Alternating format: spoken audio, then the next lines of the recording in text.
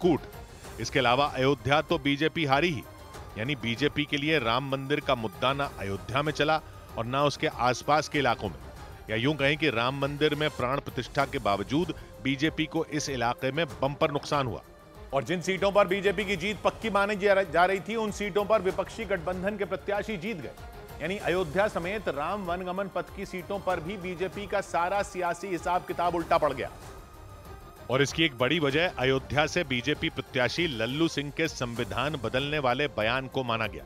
सरकार तो 272 तो ही बन जाती है, लेकिन 272 की सरकार संविधान में संशोधन नहीं कर सकती।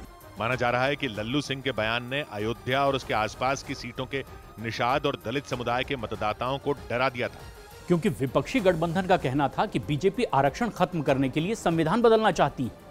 और माना जा रहा है कि ये बात उन लोगों के दिमाग में बैठ गई। नतीजा ये हुआ कि अयोध्या के मतदाताओं की संख्या अच्छी खासी है। कहा जा रहा था कि बीजेपी को उम्मीद थी कि राम मंदिर के अलावा निषाद पार्टी का एनडीए का हिस्सा होना भी उसे फायदा पहुंचा सकता था। लेकिन लल्लू सिंह के एक बयान ने बना बनाया माहौल बिगाड़ दिया।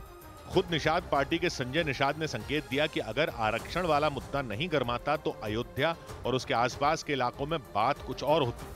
संजय निषाद ने संविधान बदलने वाली बात का तो खुलकर जिक्र किया था।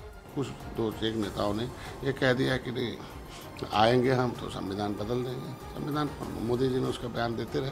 यानी लोकसभा चुनाव के नतीजे आने के कई दिन बाद भी अयोध्या में बीजेपी की हार की चर्चा है, क्योंकि बीजेपी ये हार इतनी आसानी से नहीं भूल पाएगी, क्योंकि वो अयोध्या हारी, उसके आसपास की सीटें हारी और तो और राम वनगमन पथ की सीटें भी उसके हाथ से चली गईं। राम वनगमन पथ उस रास्ते को कहते हैं जहां से राम, सीता और लक्ष्मण के वनवास जाने की मान्यता है, और इसी रास्ते पर राम वनगमन पथ प्रोजेक्ट का काम चल रहा है।